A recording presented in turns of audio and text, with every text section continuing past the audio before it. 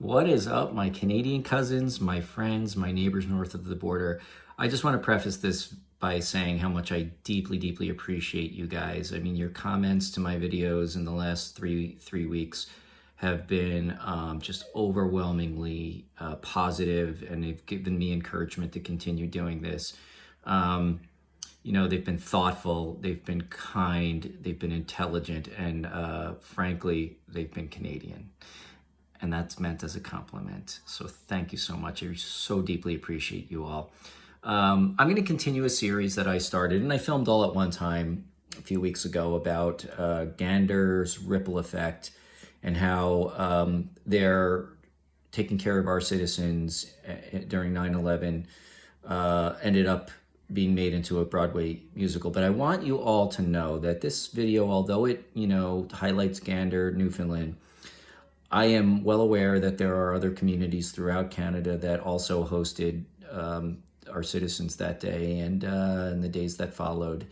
This is meant as a tribute to all of you, okay? I love you all. You're deeply appreciated in this country for what you did. And, I'm old enough to remember it, and a lot of younger Americans don't, and I do what I can to spread the word, especially now after having seen all this. Anyway, I'm talking too much.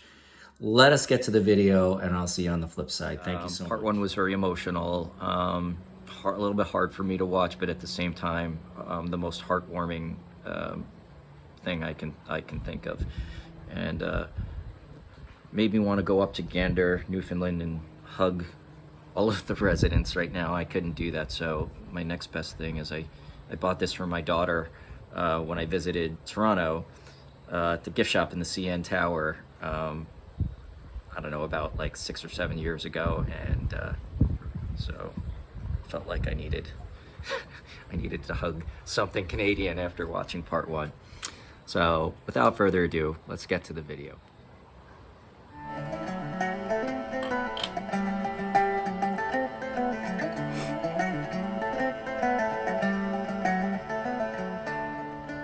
Many towns and cities in Canada were recognized for their hospitality during the dark days of 9/11, but only Gander and Appleton were given steel from the World Trade Center site.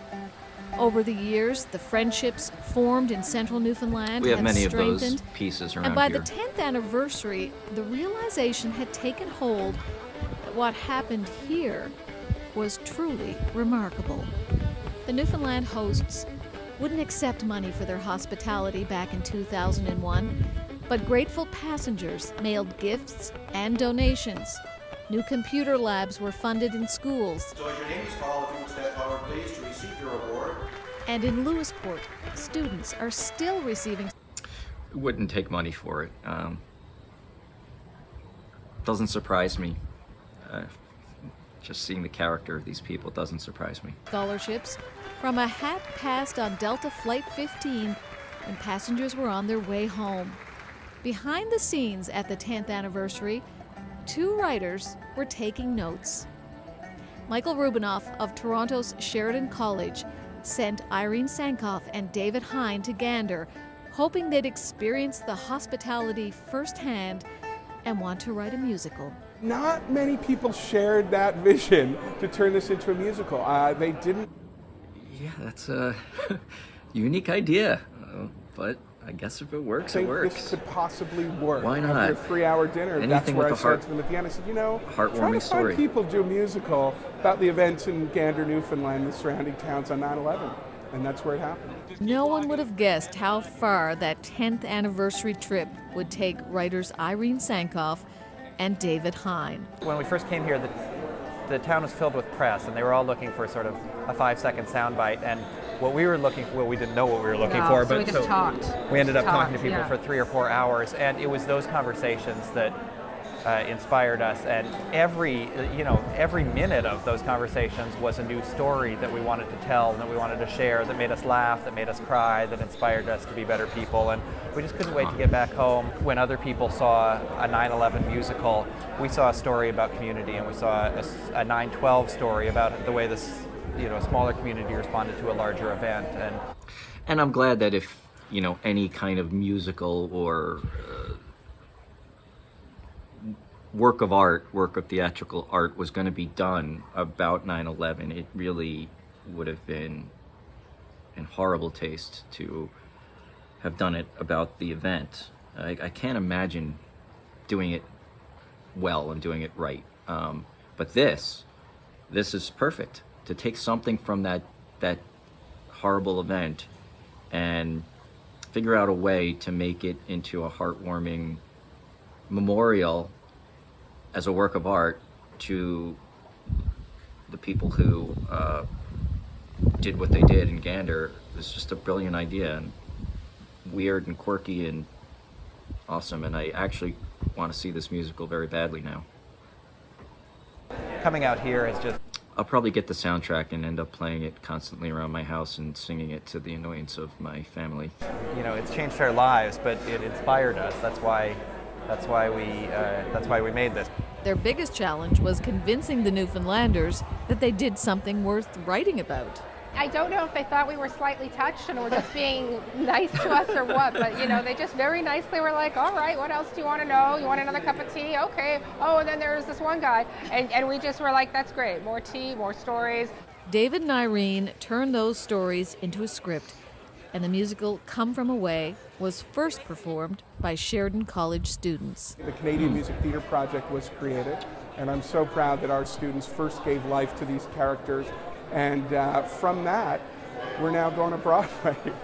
But before Broadway, the producers brought the entire cast and crew to meet the real people they're playing on stage. Oh, there's already a cat. Oh my God, Bobby Harris! How are you? How exciting is this? I hope I don't embarrass you tomorrow. That's all I hope. Right? You can tell me afterwards if you're not happy about it.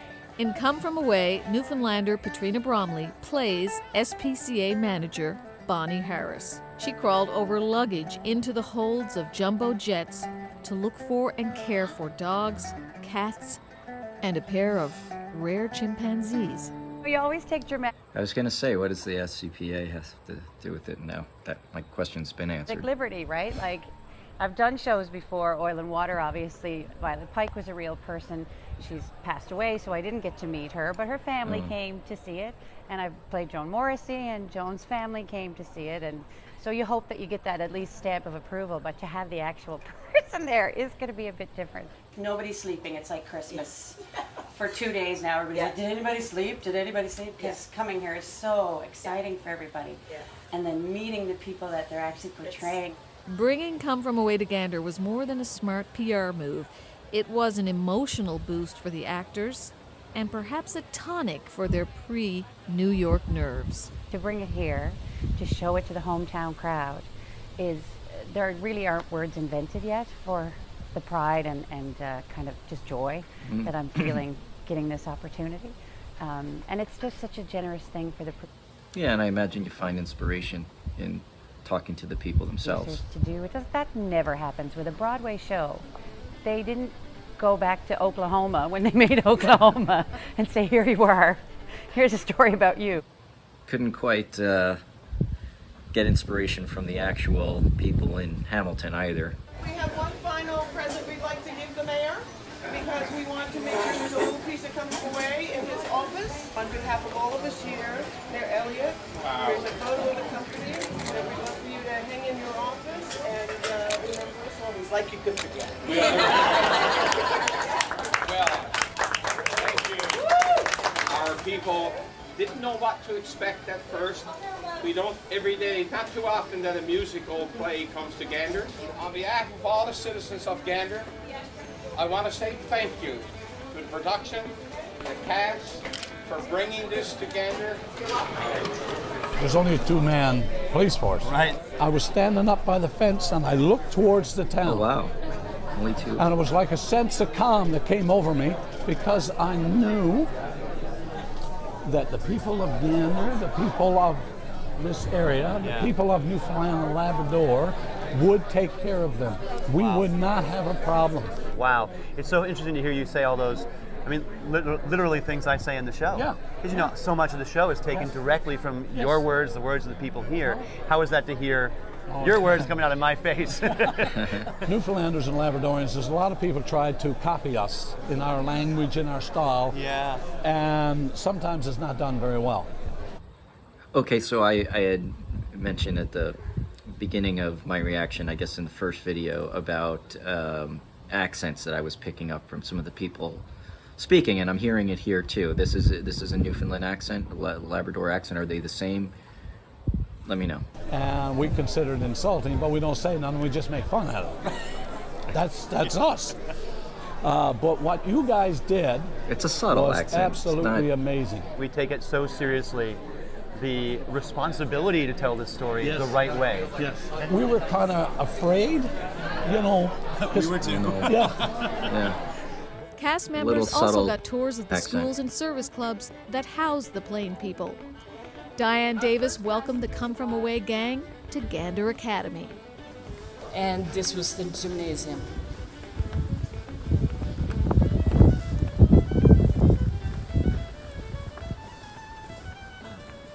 Baby, you come here. Let me take care of you.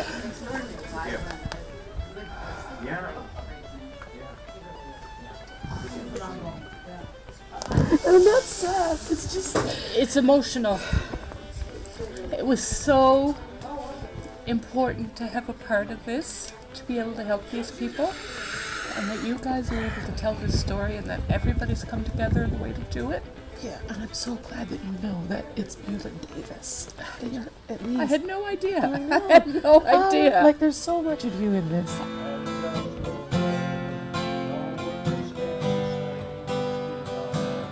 It's kind of hard to find words to describe meeting somebody that you're playing and then immediately feeling like you know them and immediately feeling like you love them. Because she said right away, I don't do handshakes, I do hugs. I only do hugs. I can't describe it. I just can't.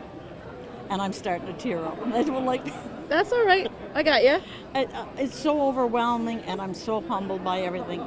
I never thought a tray of sandwiches would bring me here today. It's something I do all the time. That was one of the most emotional experiences that I think I've had since I've been here in Canada. To sit and watch, you know, I'm getting emotional just talking about it. To watch Beulah tear up as she met the character who's going to play her tonight. Or tomorrow here in the play, which is just fantastic. I think the story in and of itself is so heartwarming, but to watch the people interaction here in Gander at the airport, it's something incredibly special. I'll never forget tonight. It's pulling at my heartstrings. I'm very well. How are you today? Good. Not ashamed to admit it. First time we saw each other, we were like, oh my gosh. It's true. She hadn't even seen the show yet. It was in La Jolla, and she and Tom had flown in after the show had come down, and so there's a restaurant right across the street, and I walked in, and we kind of locked eyes, and she crossed the room and came over to me and said, "I think you're playing me." And I said, "I think you're right." American Airlines had the prettiest planes, so I applied as a flight engineer. But the World War II pilots, they all complained. They said girls shouldn't be in the cockpit.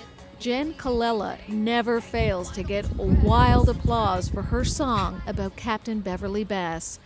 As American Airlines' first female captain, Bev landed a packed jumbo jet in Gander on 9/11.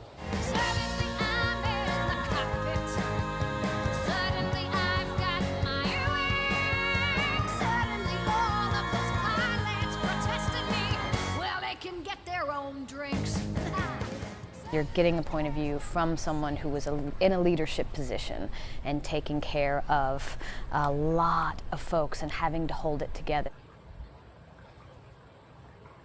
in a time that was so uncertain. I want so many people to see this now that we have the energy and the power and the blessing from these Ganderites. You're in the center row on the floor. We see this as our opening night. Broadway, that'll take care of itself. Well, guys, we're about halfway through the documentary, at the 21st minute of 44 minutes, and I do want to break this up into digestible pieces. I don't think anyone wants to sit here looking at me react to this for a full 45 minutes, so I will get to part 3 and 4 shortly, and I hope you're enjoying it as much as I am. See you soon.